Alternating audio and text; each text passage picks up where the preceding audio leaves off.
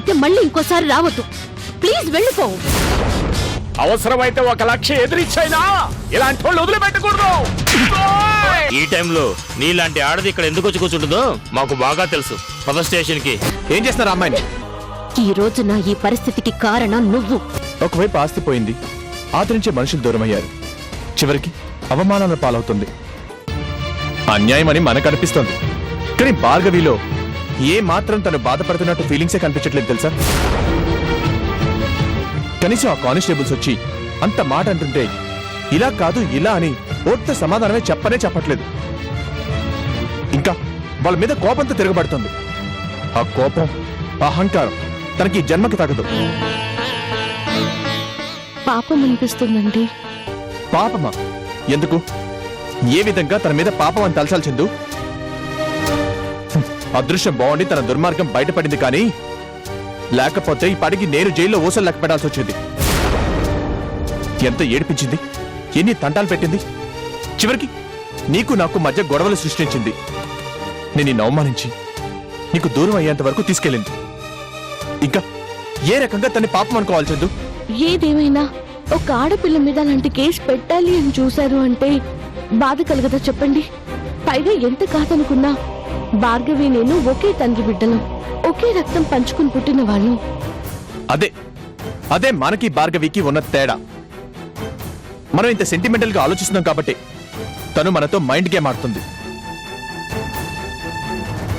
నీకంటే ముందే నేను జాలిపడ్డాను తెలుసా, కానీ చివరికి ఏమైంది?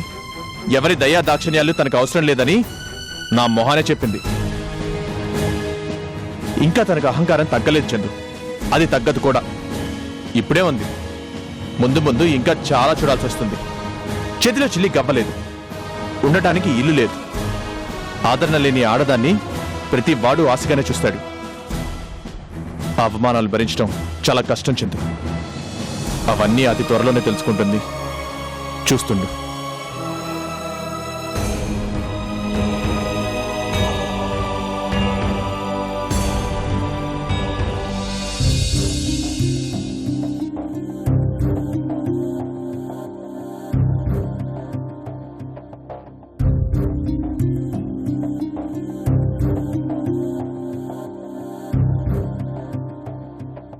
అదే మత్తులో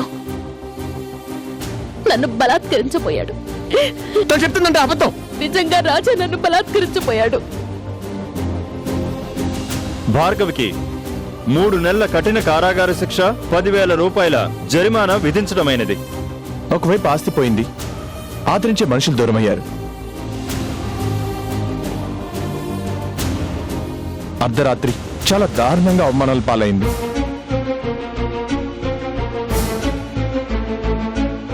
చివరికి బ్రోతల్ కేసు కూడా పెడతానికి చూశారు తెలుసా.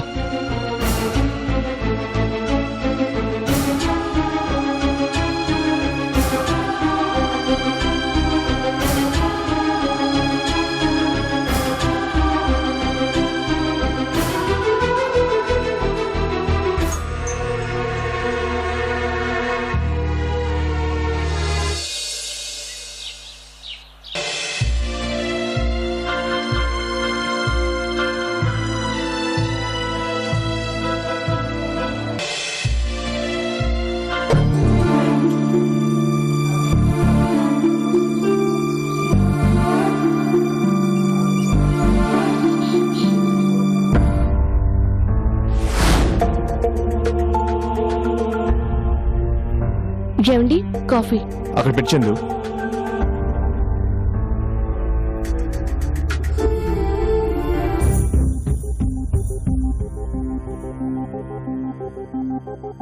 ఏమండి? ఏంటి చందు? నేను ఒకటి అడుగుతాను, ఏమనుకోరు కదా? ఏంటది? తీరా చెప్పిన తర్వాత కోపడకూడదు, కాదనకూడదు. ఏంటి చందు, ముందర కాళ్ళకి బంధం వేసినట్టు మాట్లాడుతున్నావు? ఏంటి విషయం? ముందు మీరు నాకు మాట ఇవ్వండి. నాకు మాట ఇవ్వడానికి ఏ అభ్యంతరం లేదు, అయినా నీ మీద ఎందుకు కోపడతాను చెప్పు. విషయం అలాంటిది మరి. అబ్బో, ఏంటా విషయం? రాత్రి మీరు భార్గవి పరిస్థితి గురించి చెప్పినప్పటి నుంచి నా మనసులా లేదండి. భార్గవి గురించి రాత్రంతా అలా ఆలోచిస్తూనే ఉన్నాను. ఎందుకు? తన గురించి నువ్వు అంతలా ఆలోచించాల్సిన అవసరం ఏంటి? ఆలోచించకుండా ఎలాగండి? ఎంతైనా తను సాటి ఆడపిల్ల. అంతకు మించి నాకు రక్త సంబంధం.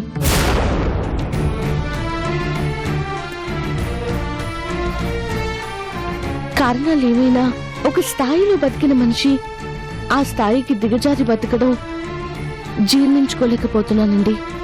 అందుకే నేను ఒక నిర్ణయం తీసుకున్నాను. మీరు సరేనంటే నేను వెళ్ళి భార్గవిని మన ఇంటికి తీసుకొస్తాను.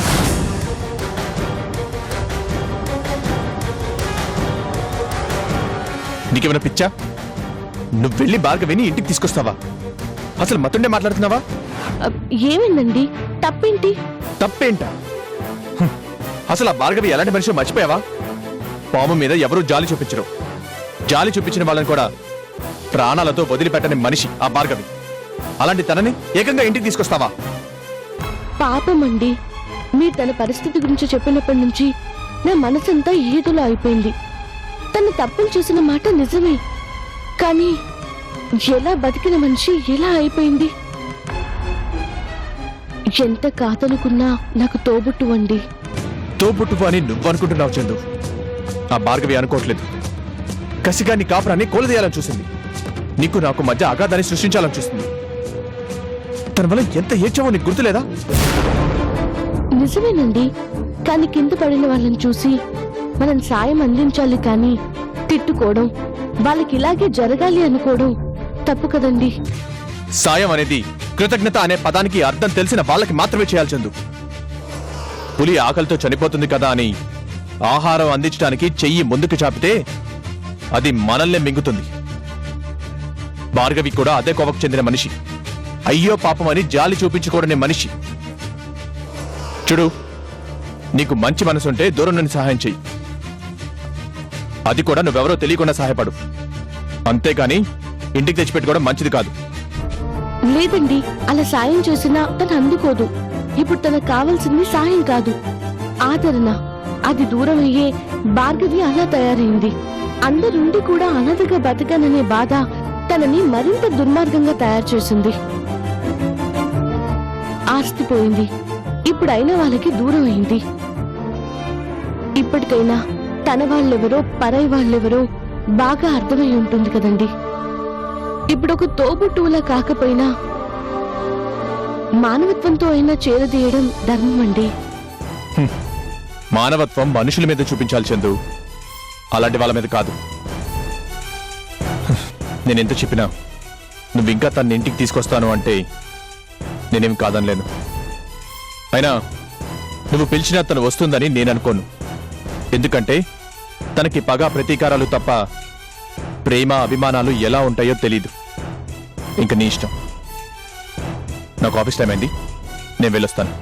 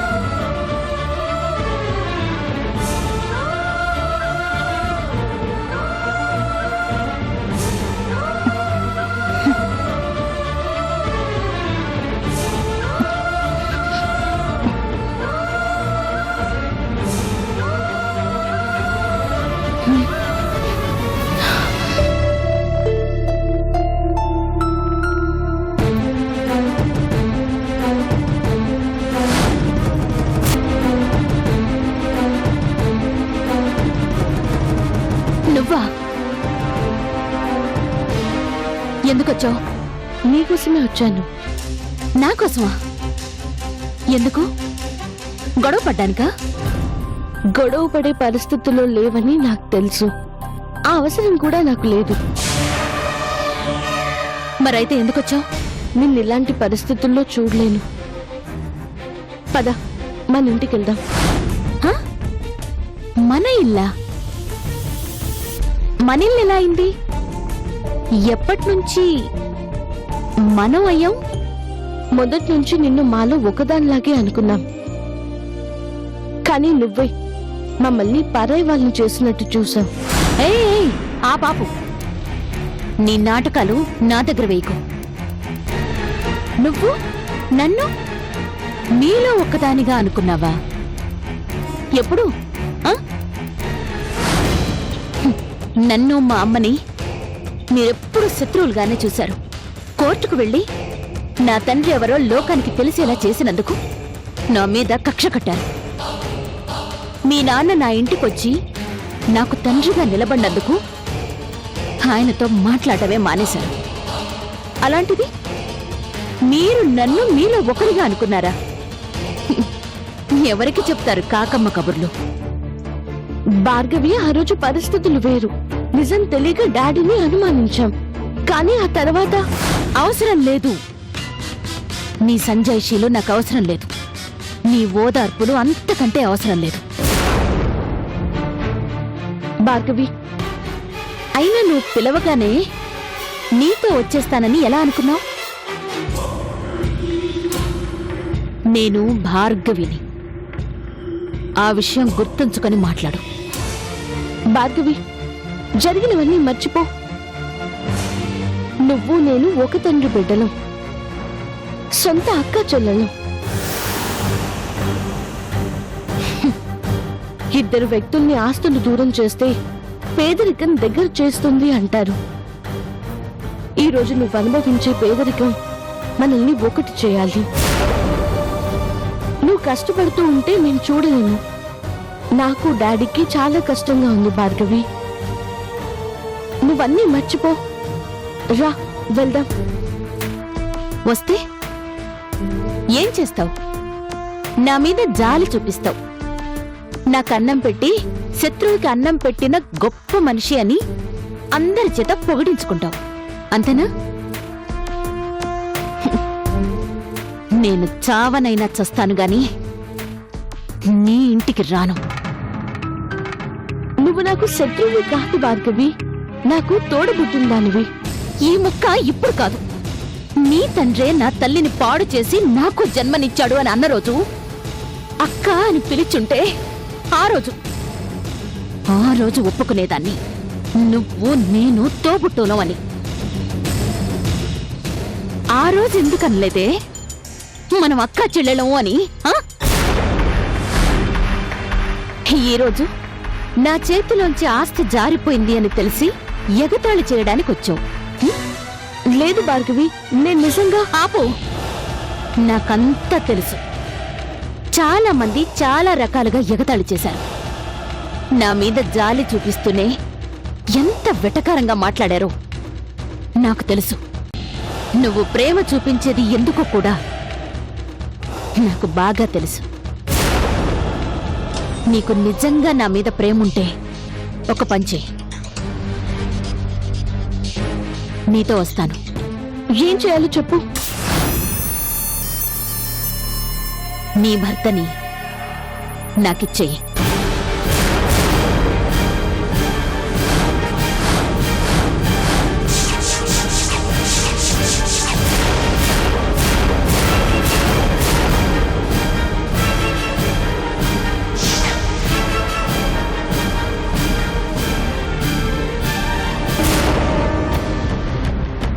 ఏ ఇవ్వవా?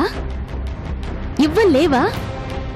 మరి నేనంటే నీకు ప్రేమ కదా, నేను నీకు తోబుట్టుని కదా, నేనొక అనాథని కదా. ఇవ్వు. నీ భర్తని నాకిచ్చి నీ గొప్పతనాన్ని చాటుకో. అది నీ వల్ల కాదు కదా. ఇది నా వల్ల కాదు. నీ భర్త నీకు ప్రాణమైతే నా అహం నాకు ప్రాణం. అది చంపుకుని నేను బ్రతకలేను. Get out. అది కాదు, గెట్ అవుట్.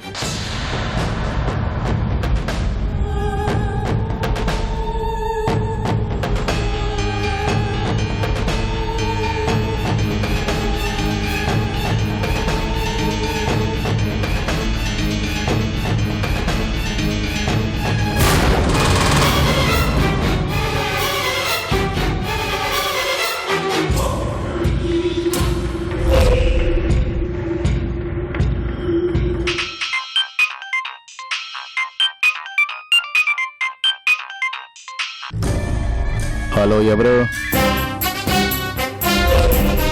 భార్గవి.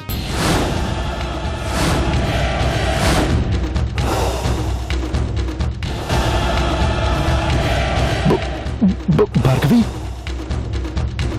నిజంగా నిజంగా నువ్వేనా? నువ్వు నాకు ఫోన్ చేస్తున్నావా? నిజంగా నేనే. నీతో కొంచెం మాట్లాడాలి. అవునా? మరి చెప్పే. ఇలా ఫోన్లో కాదు, నీతో ఏకాంతంగా మాట్లాడాలి. నువ్వెక్కడున్నావు చెప్పు, నేను వెంటనే వచ్చేస్తాను. వద్దు, నువ్వే ఎక్కడున్నావో చెప్పు, నేనే వస్తాను. అయితే మన గెస్ట్ హౌస్కి వచ్చాయి. ఓకే. భార్గవి, ఇన్ని రోజులకు కరుణించావా?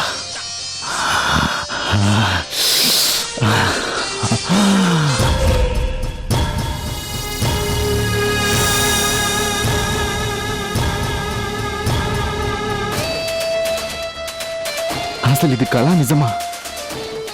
నిజంగానే భార్గవి నాకు ఫోన్ చేసిందా? అడుక్కు తినేవాడికి అమెరికా లాటరీ తగిలినట్లు నాకు ఫోన్ చేయడం ఏంటి? భార్గవి, భార్గవి, భార్గవి.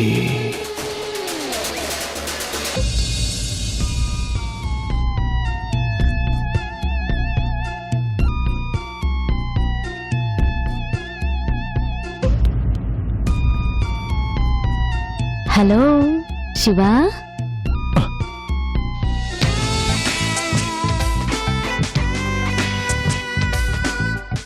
భార్గవి,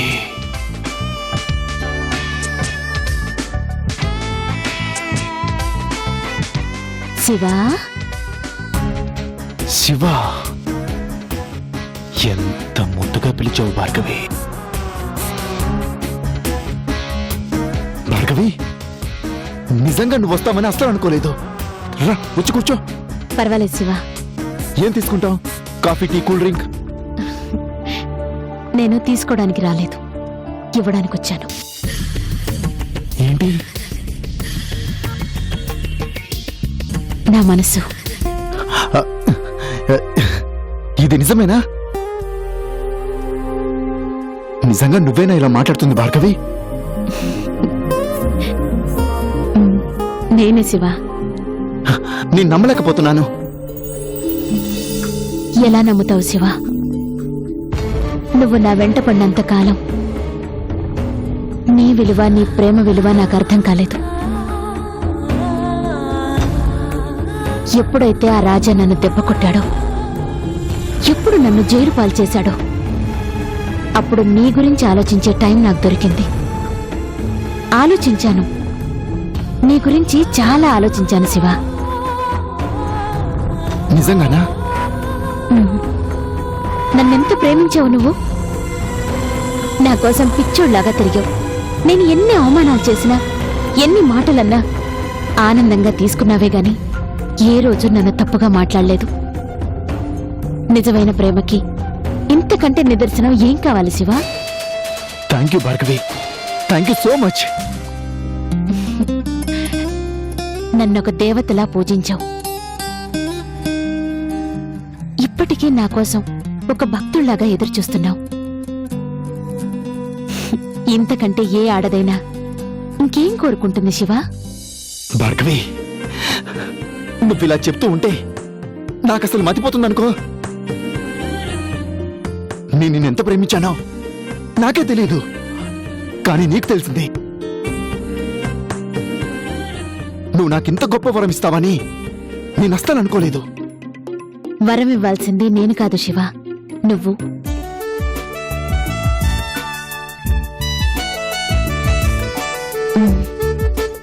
నిజంగా నీ మనసులో నాకు స్థానం కావాలి. నీ జీవితంలో నాకు కాస్త చోటు కావాలి. కాస్త చోటెందుకు భార్గవి? మొత్తం మొత్తం నువ్వే తీసుకో. నా జీవితం మొత్తం నీదే. నువ్వే నాకు కాస్తంత చోటిస్తే చాలు.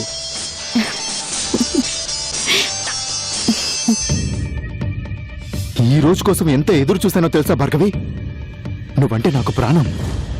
నీ చుట్టూ నేను తిరుగుతున్నా నువ్వు నన్ను పట్టించుకోకుండా ఆ రాజాగాడితో మాట్లాడేదానివి. ఆ క్షణం నాకు ఎంత రగిలిపోయేదో తెలుసా? నిజమైన ప్రేమలోనే కదా శివ ఈర్ష్య, ద్వేషం ఉంటాయి. అవునవును. ఏదైతేనే చివరికి నువ్వే గెలిచావు. నీ ప్రేమే గెలిచింది. ఓ చెడులో కూడా ఓ మంచి జరుగుతుంది అంటే ఏంటో అనుకున్నాను. నేను జైలుకు వెళ్లడం వల్ల నీ గురించి అర్థం చేసుకునే అవకాశం దొరికింది. చాలు భార్గవి, ఇది చాలు. నా జీవితం మొత్తం నీతోనే. నువ్వేం చెప్తే అది చేస్తాను. నువ్వు ఎలా ఆడిస్తే అలా ఆడతాను. కానీ నేను ఆడించే స్థితిలో లేను శివ. ఆస్తి పోయి అనాథనయ్యాను. నువ్వనాథ కావడం ఏంటి భార్గవి? నేనుండగా నీకు ఏ లోటు రాదు. ఆస్తి పోతే ఏంటి? నా ఆస్తి మన ఆస్తి కదా. మనం వెంటనే పెళ్లి చేసుకుందాం. ఆ చేసుకుందాం. ముందు ప్రేమించుకుని ఆ తర్వాత పెళ్లి చేసుకుందాం.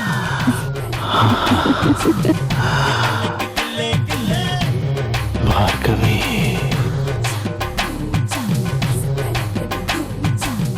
భార్గవి.